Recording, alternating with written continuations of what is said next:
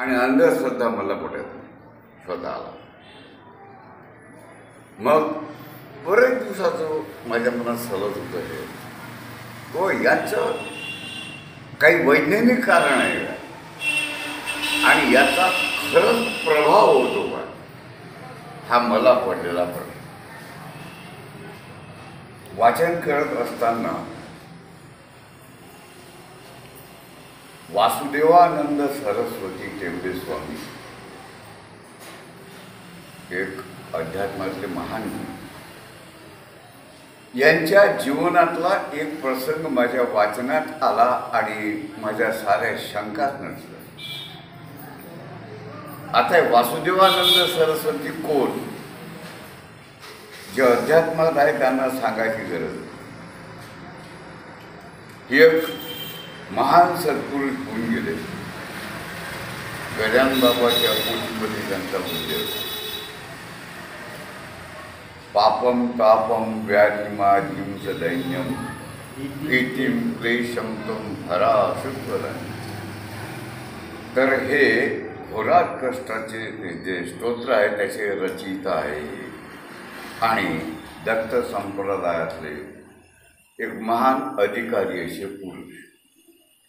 त्यांच्या जीवनातली एक घटना माझ्या वाचण्यात आली. ती घटना हे अशी आहे की जर आपल्या मनातल्या ज्या शंका आहेत त्या शंकांचं निरसन करणारी अशी ही घटना. एकदा काय झालं की गुजरातमधील एका धनाढ्य बाई दत्ताचं देऊळ बांधलं. बाई धनाढ्य होती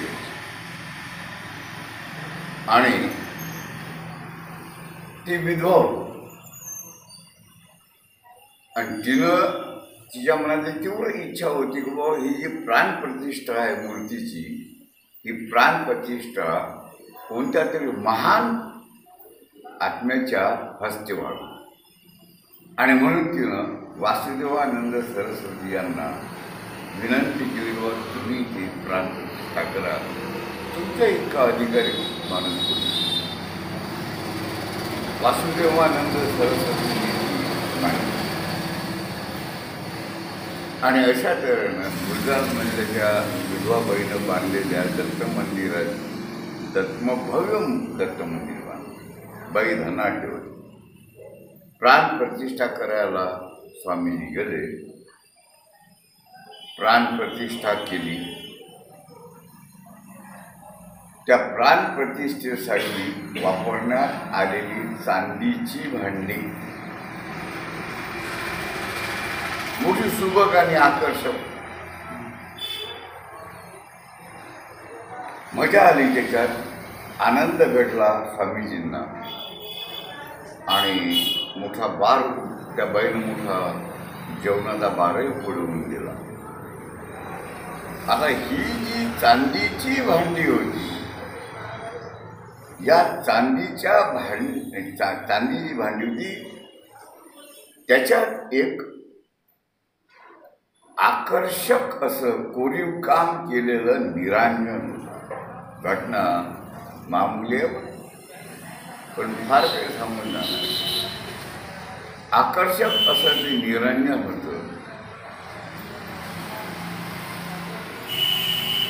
तर त्या निरंजनाचा मोह यांना झाला. कोणाला? वासुदेवानंद सरस्वती यांना मोह झाला आणि त्यांना असं वाटू लागलं की हे निरंजन मोठं कामाचं आहे. आणि हे बाई तर धनाढ्य हिला काय तर जर आपण हे निरंजन आपल्या कमंडलूत टाकलं आणि इथून नेलं कोणाला काय माहित असा मोह निर्माण झाला. पहा तो मोह जो आहे तो मोह कार्यान्वित झाला नाही हा प्रश्न वेगळा.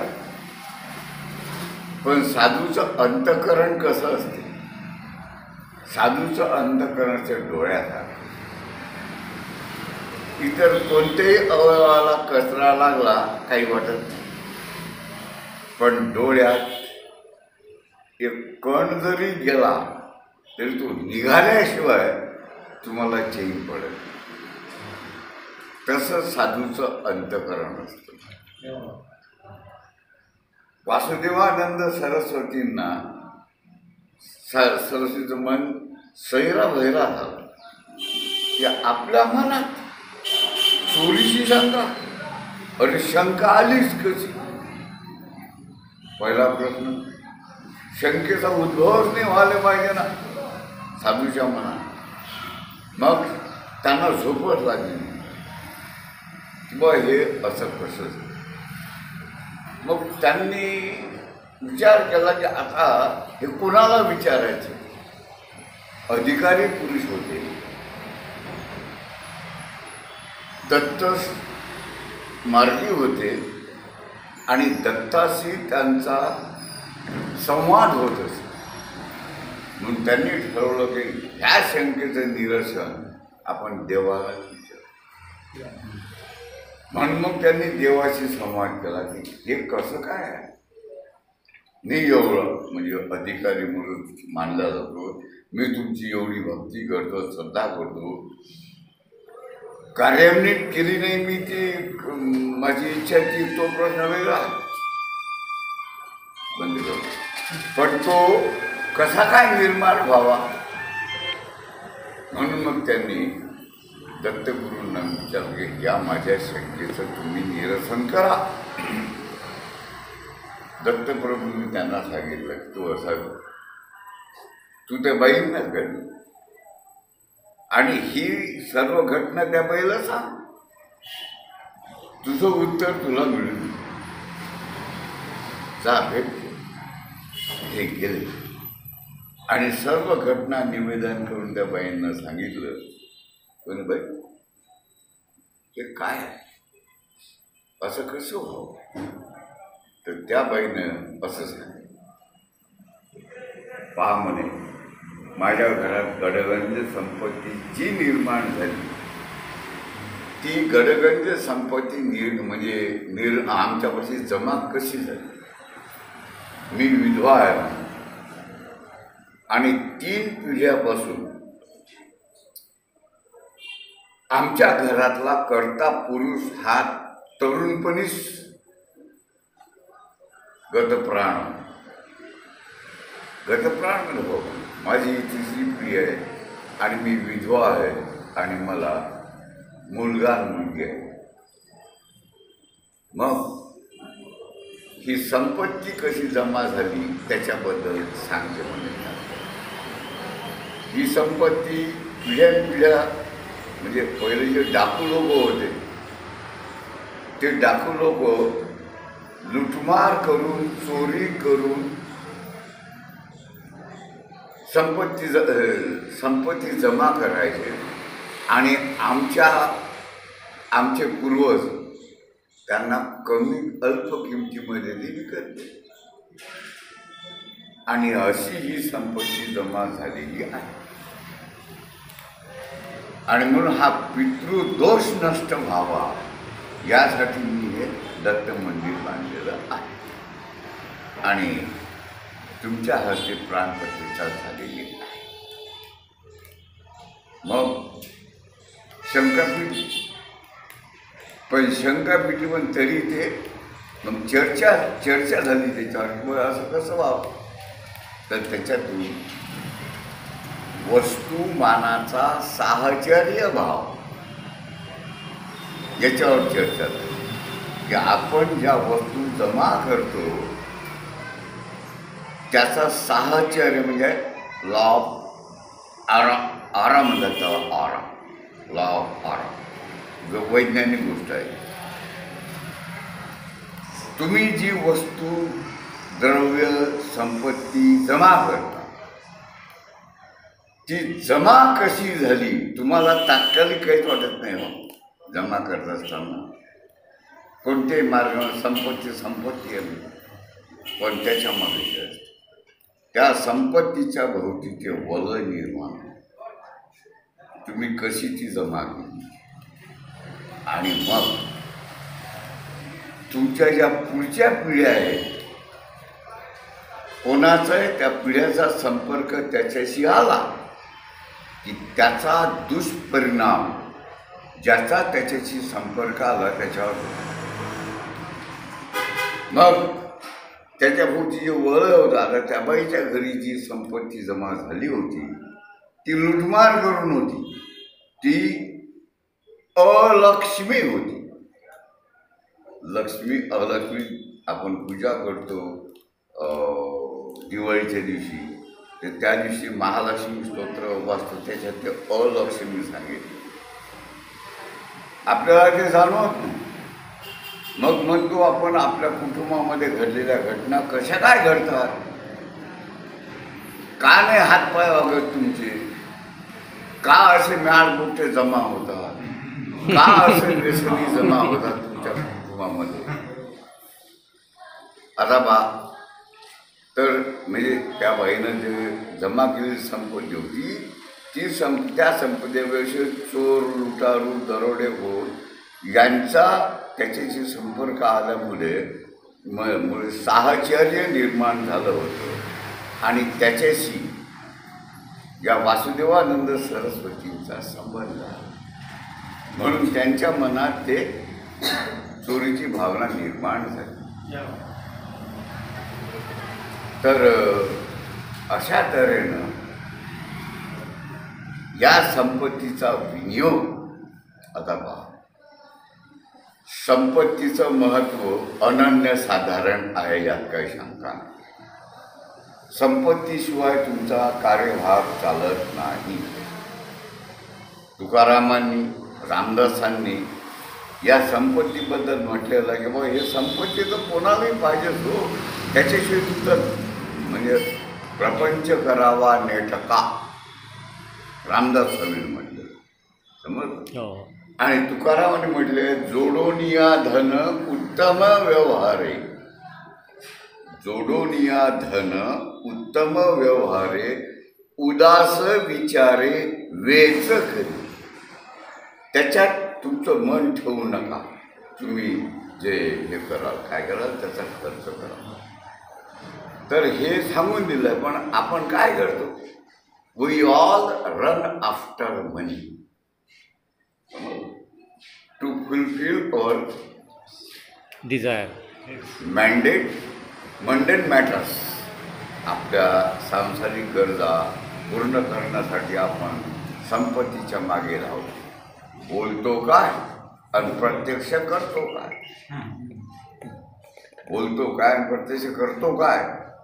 तुम्ही पहा, माझ्या पाहणीत असे काही कुटुंब आहेत, जसं वासुदेवानंद सरस्वती होते, माझ्या म्हणजे नाव नाही, माझ्या परिचयात असं एक कुटुंब आहे की ज्या कुटुंबातले 7 मृत्यू मी पाहिलेले. 7. आता हे 7ही मृत्यू कसे झाले, कुटुंब धनाढ्यवर, कुटुंब धनाढ्य. बाप लेप्रशी होऊन मेला, लेप्रशी म्हणजे का महार. कुटुंबातले 2 जण साप चावून मेले कुटुंबात, समज. 2 कॅन्सरनं मेले, एक हार्ट अटॅक येऊन मेला आणि एकाचा ॲक्सिडेंट झाला. म्हणजे नैसर्गिक मृत्यू आलाच ना. माझ्या पाहिलेलं कुटुंब कधी खाजगीमध्ये मी नावही सांगून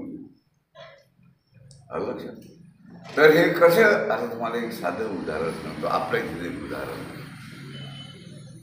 डॉक्टरीनबाई आहे, तिचा नवरा आर्किटेक्ट आहे आणि पोरगी मतिमंद आहे, बोलता येत नाही, डाग येतात,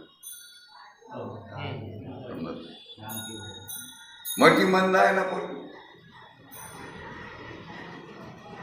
एक अजून एक नाळ मला जैनाचा दिसतो, समजलं का. मतिमंद हे कसे होता, तुमची त्या मायबापाची इच्छा असते का तसं व्हावं नाही.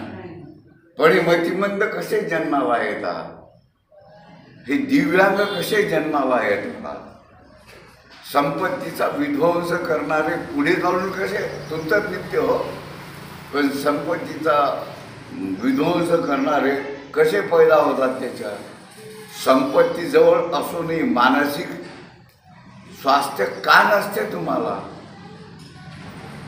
आणि उलट आहे काही विपत्तीमध्ये जगतात पण सदैव आनंदी करतात, अशी पाणी करतात. विपत्तीमध्ये आहेत ते पण काही मानत नाही, असून करून मस्त समजलं. मग हा जो संपत्तीवर पडलेला जो कुप्रभाव आहे तो नष्ट होण्यासाठी पुरोहित आपल्याला कुणी म्हणजे कोणी कितीही म्हणा तुम्ही विज्ञानवादी आहे, घर बांधत असताना भूमिपूजन करतेच की नाही, का करतो. यज्ञविधी करत असताना जलप्रोक्षण करा, भूमिपूजन करा, आसन शुद्धी करा, द्रव्यशुद्धी करा, अवयवाला पाणी लावा, शिंपळा. तुमचं शरीर काय झालेलं आहे, शुद्ध झालं समजा. कारण तुमच्या शरीराचा जो कुप्रभाव आहे तो कुप्रभाव नष्ट करण्याची ताकद येतात. आणि म्हणून सत्संग हा याच्यासाठीच करायचा, यासाठीच करायचा. माझं आवाहन आहे तुम्हाला, मी एक सोपा उपाय तुम्हाला सांगून पाहिजे, पडला तर पहा. म्हणजे स्वानुभवाचा तुमच्या घरात देवपाठ असं तुम्ही नाही करत, घरातल्या बाहेर कसं ते देव नाणत असतील ना, तुम्ही तर सांगा. मग घरातल्या बाहेर ते जे स्नानोदक राहिले कोणतं ते देवाचं, ते कोणतं काय ते हा स्नानोदक म्हणजे आपण घालतो देव, आणि त्याचं ते उदक राहते पाणी, ते पाणी आपण तुळशी टाकते, कोणी कोणी काय त्यात टाकते, टाकू नका. काय करा, घरात समजलं का. म्हणजे दुष्टग्रह निवारणार्थ स्नानोदक तीर्थ मी शिंपळत अशी कल्पना करा. तुमच्या घरात शिंपळा, बाजूला शिंपळा, तुम्ही गंमत पहा. दुष्टग्रहाचा प्रभाव तुमच्यावर होणार आणि अवैध संपत्ती शक्यतोवर जमू नका.